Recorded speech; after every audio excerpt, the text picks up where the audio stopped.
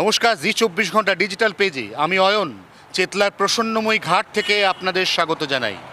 কেন এই ঘাটে এলাম, কোন তথ্য দিতে এলাম বলছি, তার আগে পোস্টারটা মন দিয়ে দেখুন।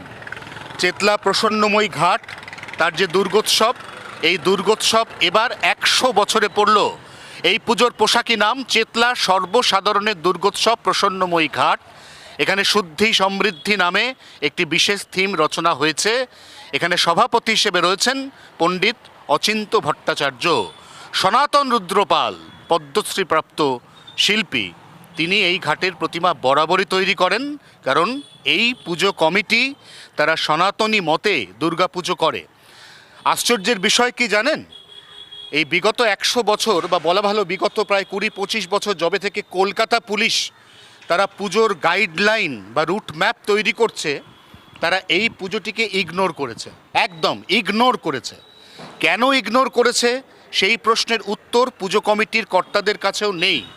আমরা দেখতে পাচ্ছি এখানে 1307 বাংলার সন, ইংরেজির 1901 সাল, সেখানে এই ঘাট তৈরি হয়েছে এবং সেখানে বিগত 99 বছর ধরে দুর্গাপুজো হয়ে আসছে এবং এবছর 2026 সাল ঘটা করে দুর্গাপুজো হবে।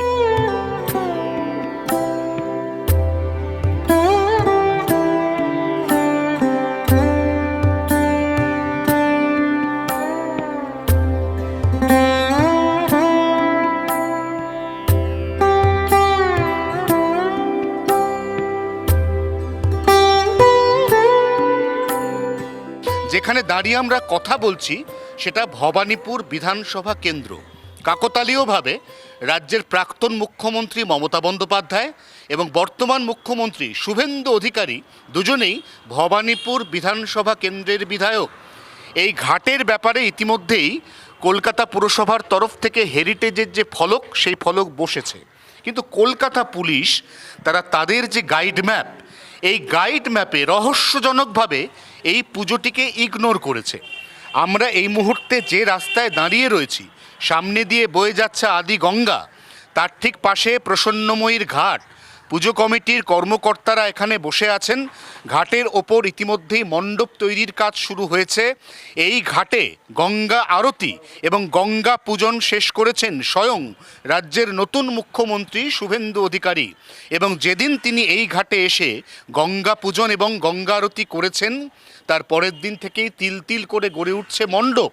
এবং তার চাইতেও গুরুত্বপূর্ণ বিষয়, রাজ্যে পালাবদলের পর নতুন মুখ্যমন্ত্রী ভবানীপুর বিধানসভা কেন্দ্রের বিধায়ক শুভেন্দু অধিকারী পুজো কমিটির কর্মকর্তাদের আশ্বস্ত করেছেন এবার অবশ্যই কলকাতা পুলিশের পুজোর গাইডলাইন, সেখানে উল্লেখযোগ্যভাবে উঠে আসবে প্রসন্নময়ী ঘাটের এই পুজোর কথা বা এই পুজোর নাম, রীতিমতো লোকেশন সহ। এই পুজোর আশপাশের সবথেকে বড় পুজো, এত বছর পর্যন্ত সবথেকে ডাকসাইটে পুজো চেতলা অগ্রণী। চেতলা অগ্রণীর নিকটবর্তী পুজো হিসেবে চিহ্নিত করা রয়েছে নিউ আলিপুর বুড়ো শিবতলা জনকল্যাণ সংঘের পুজোকে। তার ঠিক পাশে রয়েছে চেতলা কোলাহল গোষ্ঠীর পুজো। সেই গোষ্ঠীর পুজো থেকে বাদিকে ম্যাপে দেখানো ছিল নিউ আলিপুর সুরুচি সংঘকে, আর ডান দিকে দেখানো ছিল আলিপুর সর্বজনীনকে। অথচ মাঝের এই পুজো, যার এবছর 100 বছর বয়স হতে চলেছে, সেই পুজোকে কেন কলকাতা পুলিশের ওই গাইড ম্যাপে এতদিন পর্যন্ত ঠাঁই দেওয়া হয়নি, আমরা বরং সেই কারণটা একটু কর্মকর্তাদের সঙ্গে কথা বলে জানার বা বোঝার চেষ্টা করি। সুমিতবাবু, কেন, কোন কারণে আপনাদের এই 100 বছরের পুজো এতদিন পর্যন্ত কলকাতা পুলিশের গাইড ম্যাপে তার কোনো জায়গাই নেই, অস্তিত্বই নেই, কেন? না, এটা ঠিক বলতে পারবো না কেন নেই, কিন্তু আমরা দীর্ঘবার চেষ্টা করেছি। আগের যিনি আমাদের সিএম ছিলেন তাকেও আমরা বলেছি, আমাদের মেয়র ছিলেন তাকেও আমরা বলেছি যে আমাদের যদি ম্যাপের মধ্যে নামটা করা যায়, এবং আমরা বিভিন্ন জায়গায় চিঠিপত্রও করেছি, কিন্তু আমরা তার সদুত্তর আমাদের কাছে আজকে পর্যন্তও নেই যে কেন এটার নামটা আমাদের কাছে ওঠেনি বা ছিল না। কিন্তু এবার যে আমাদের মুখ্যমন্ত্রী হয়েছেন মাননীয় শুভেন্দু অধিকারী মহাশয়, উনি আমাদের অ্যাসুরেন্স দিয়ে গেছেন 100% তোমাদের নাম অবশ্যই উঠবে। ওনার সঙ্গে পুলিশের ডিজি এনারাও এসেছিলেন, এনারাও বলে গেছেন তোমরা আমাকে লিখে পাঠিয়ে দাও। আমরা জায়গা থেকেই তো আপনার কাছে আমার প্রশ্ন, যে আমরা যে পাড়ায় দাঁড়িয়ে রয়েছি সেটা প্রাক্তন মেয়র ফিরহাদ হাকিমের পাড়া, সেটা প্রাক্তন মুখ্যমন্ত্রী মমতা বন্দ্যোপাধ্যায়ের বিধানসভা কেন্দ্র। তাহলে এতদিন পর্যন্ত কেন এই পুজোটা এভাবে নেগলেক্ট বা ইগনোর করা হয়েছে, অথচ আমরা যেটুকু জানি যথেষ্ট বড় মণ্ডপ তৈরি হয়, থিমের মণ্ডপ থাকে এবং সেখানে পুজোর দিনগুলোতে লক্ষাধিক মানুষের সমাগম হয়, ফুটফল হয়।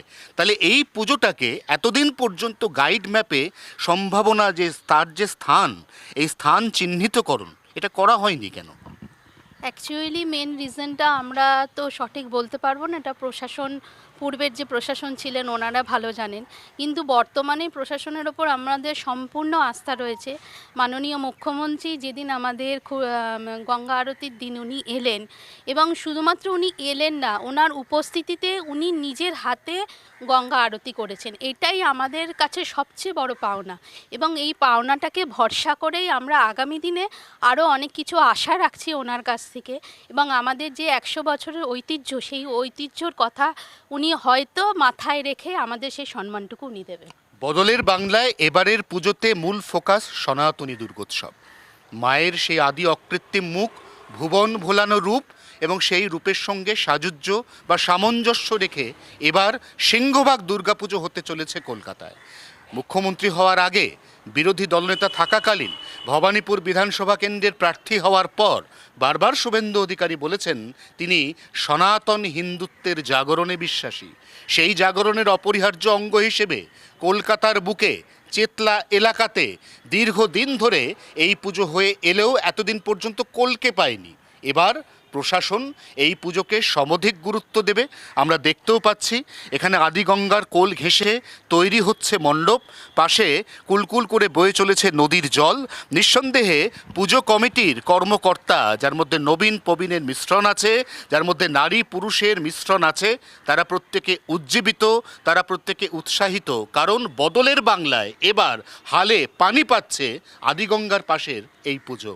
জি 24 ঘন্টার জন্য ক্যামেরায় দীপের সঙ্গে অয়ন, চেতলা, কলকাতা।